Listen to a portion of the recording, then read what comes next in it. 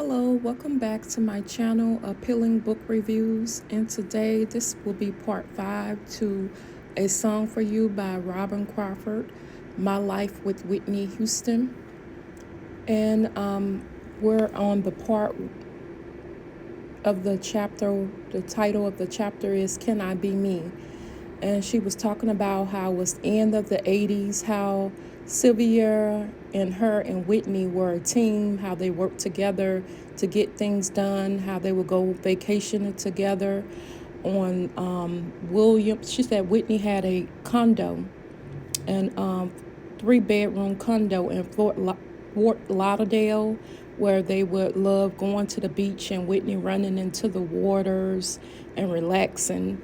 And she also talked about how when she would ask questions about, like, she would handle Whitney's affairs, but when she asked questions to Whitney's dad, he would get upset. And she had asked him one time, how does that make her upset, about her, doing her job and everything. And she said he would respond and say, "You just breathing, baby." So I thought that was a little funny. She also talks about how Sylvia had it the worst because she said Aunt Bay, Sissy, Michael's wife Donna said they would all look down on her, but Sylvia was the one that was taking care of Whitney, massaging her feet, making sure Whitney had her food, and she held on to Whitney jewelry, her wallet, everything that Whitney requested Sylvia would do. Sylvia was the one that was really, taking care of making sure Whitney was good. And Whitney asked to sign her will, Sylvia, by Sylvia.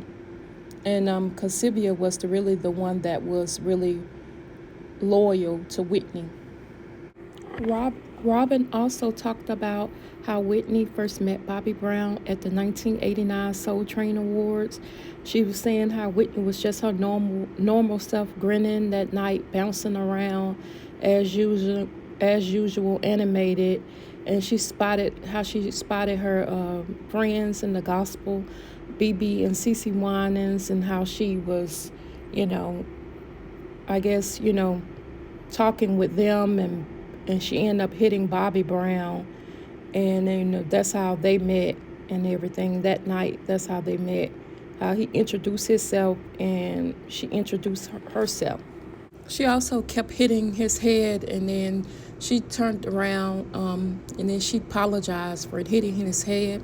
She said, "I'm sorry, Bobby."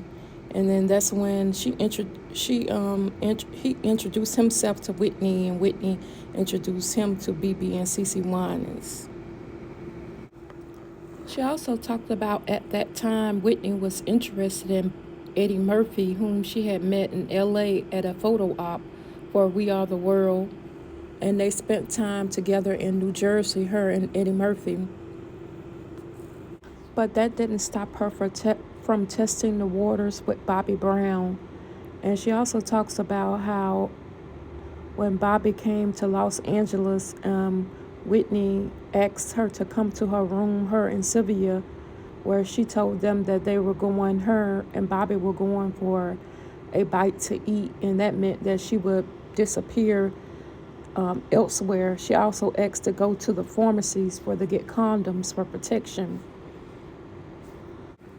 She also talks about how Whitney introduced Bobby Brown to her and Sylvia, and she said how she disappeared. Robin disappeared to order room service, afterwards, after she introduced Bobby to them.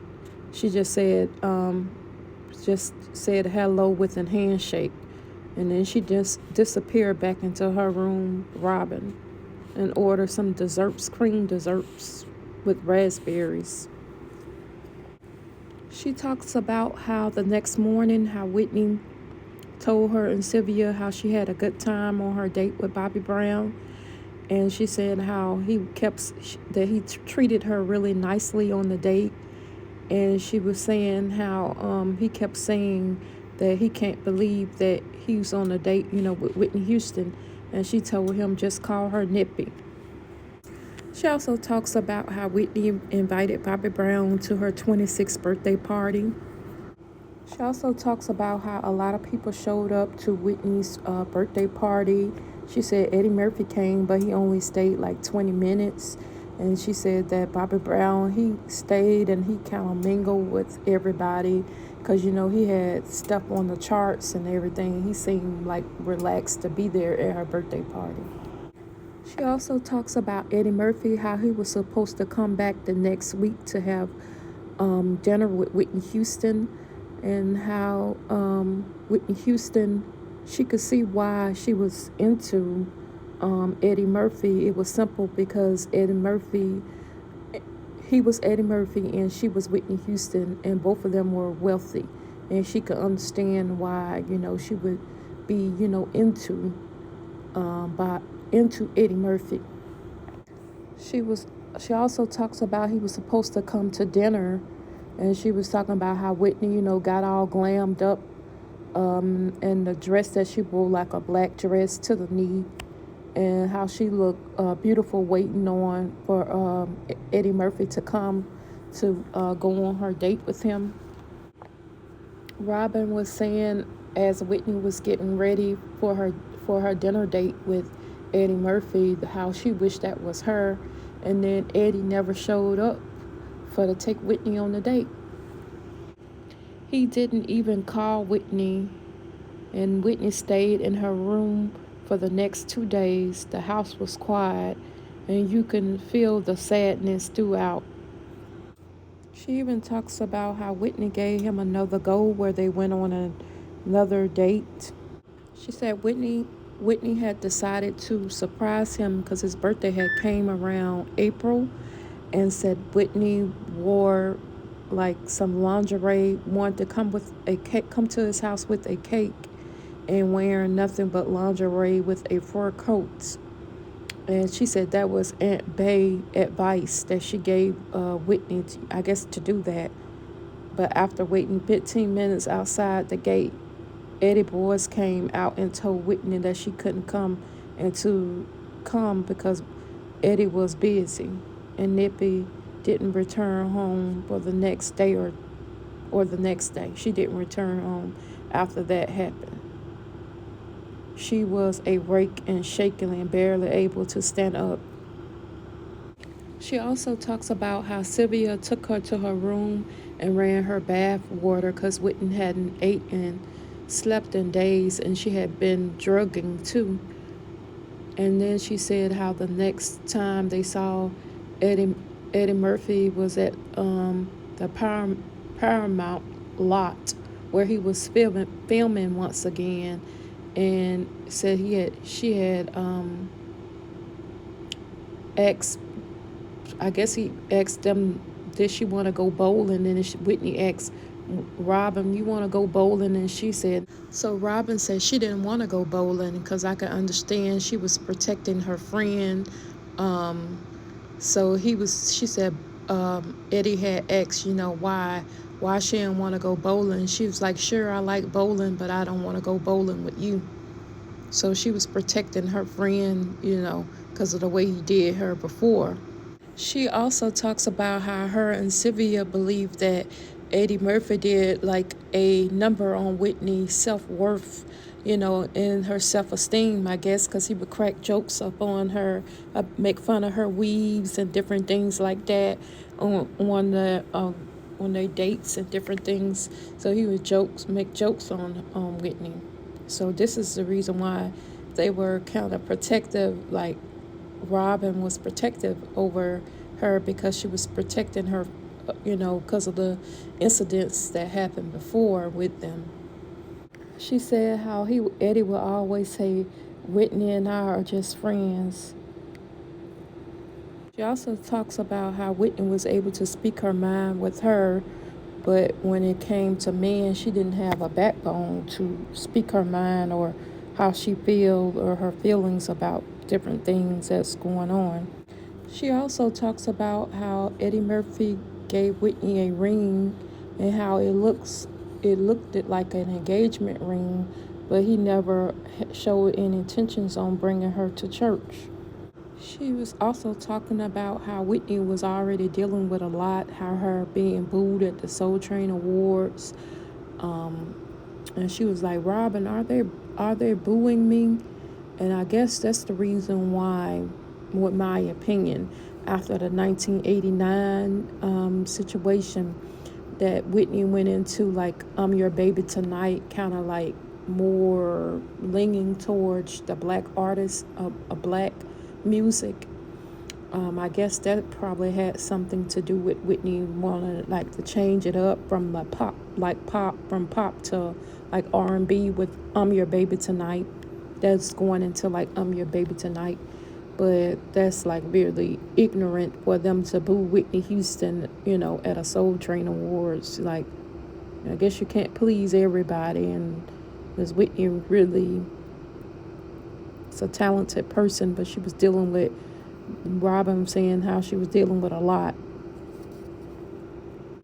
She also talks about around that Christmas time how Whitney and her had went to go see a movie called Beaches, and the movie was about two girls who had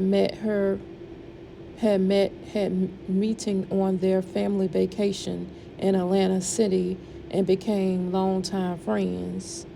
So they went to see a movie about that. In the film, agent Nicole David had told us that it was pretty good. And they was curious to check it out and interested in checking out the movie. I'm going to have to check out this movie Beaches that they're talking about, because she said they were, crying and different things like that, and they was trying to explain what happened in the movie once they got back. And then she was saying how she requested to get a copy of on VHS tape. I guess that was for a copy on VHS for that time. And once they come, I'm going to check that movie out, and I may do a review. Well, once I check it out, I'll do a review of that movie on the Sunflower Review Friday channel, where you guys can check it out up on there. Once they came home, she said, I want CC to sing Don't Cry for Me at my celebration of life with my music. And she talks about how Whitney had just had turned 28. It was like, then Robin and was talking about how early 1990 they was preparing Whitney for her recording section for Your Baby Tonight to record at Babyface house, getting ready for that album. She also talks about how in 1989 Whitney was asked to present Michael Jackson with a World Music Award, which will be video and taped at Michael's estate. Also talks about how he owned mountains and valleys and hills, and how they were greeted when they went to meet Michael Jackson at his estate. And she talks about they had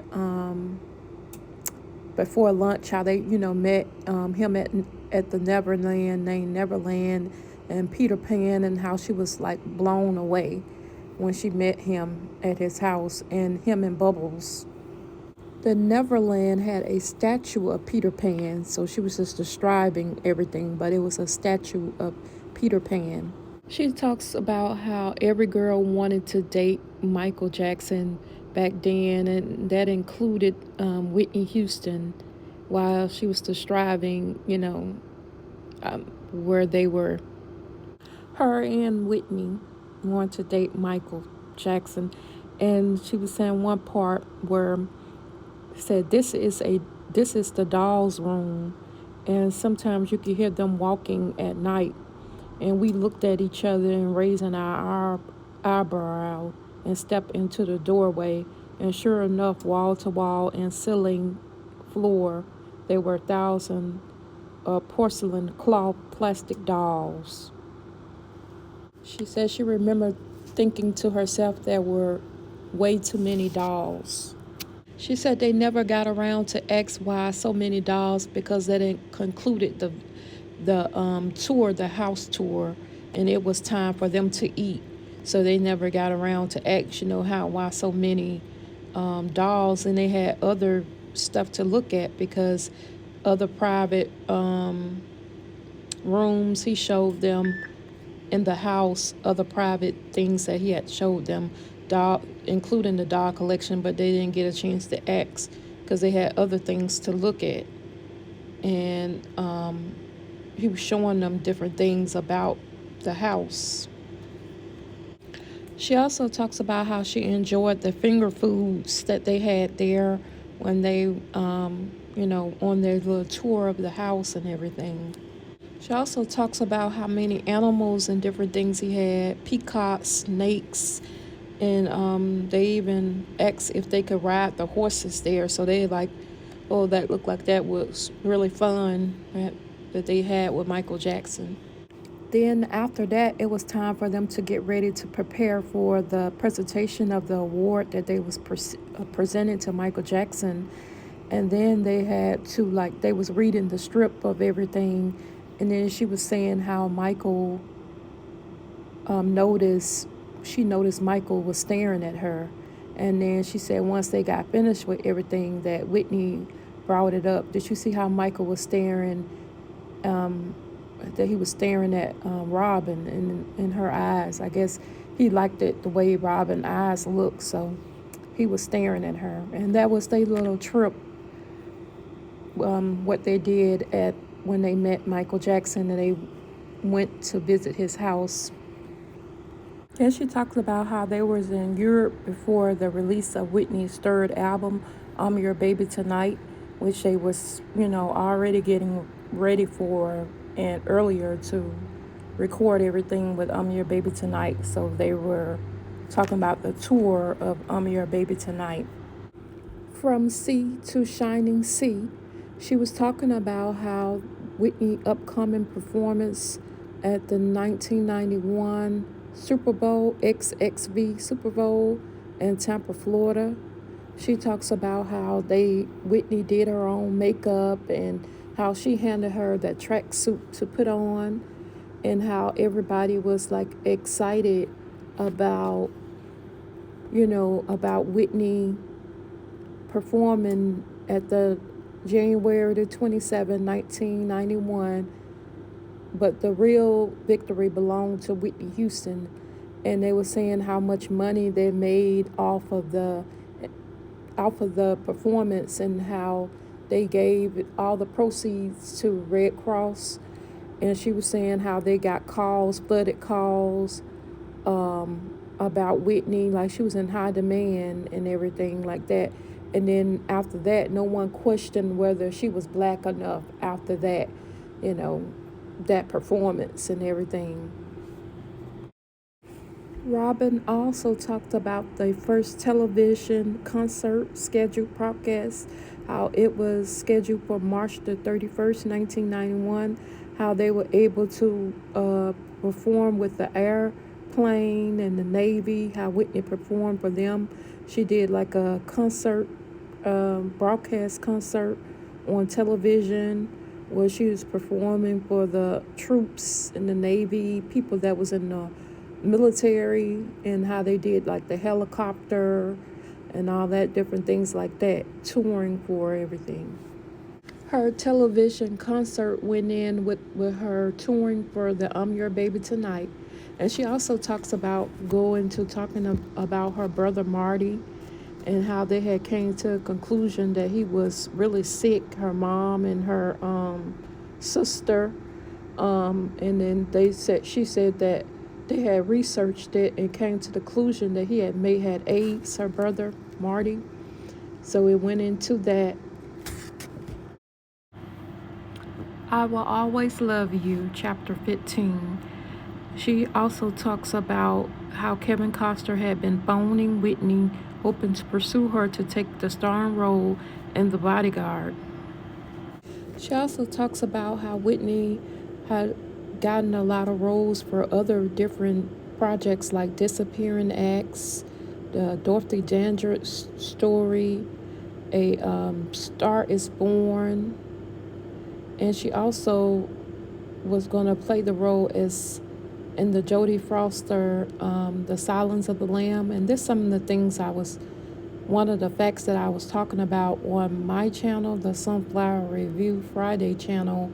I was seeing how that was some facts that Whitney was going to play the role as the roommate in The Silence of the Lamb. But as you could see, Whitney had like a lot of roles that was coming her way. So she went on decided to do The Bodyguard, but he had to, talk her into doing it, but don't pressure her, because she'll do it on her own. So they started proceeding, and Whitney finally agreed to do The Bodyguard. She also talks about how Whitney decided to surprise Bobby Brown by showing up at his concert as her and Sylvia were escorted backstage in the dressing room, how he came out to meet them in the hallway, and immediately after that, how the mother of his children was pissed. As she exited the room, she was pushing Bobby hard in the chest, both hands.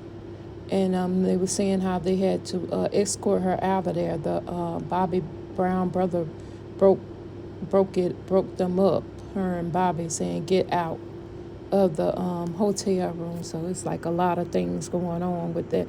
How they escorted her out, escorted the Bobby Brown baby's mother out of the. She was saying how she had heard rumors that he was dating Janet Jackson and had a bunch of kids, and he slept around too. So eventually, Bobby Brown asked Whitney to marry him. So eventually, he did that, and she was saying how she was the maid of honor at Whitney. They was preparing at the Royal Hotel in Manhattan, and she was talking about how they were, getting things together for Whitney's wedding. Yeah, she talked about how they got everything together for Whitney's wedding date. And she also was talking about how Whitney had got a phone call, but Sylvia answered it, and it was Eddie Murphy, and he was letting Whitney know that she was making a mistake by marrying Bobby Brown. But Whitney already had her mind made up. And she also talked about how they had flew to Italy for their honeymoon.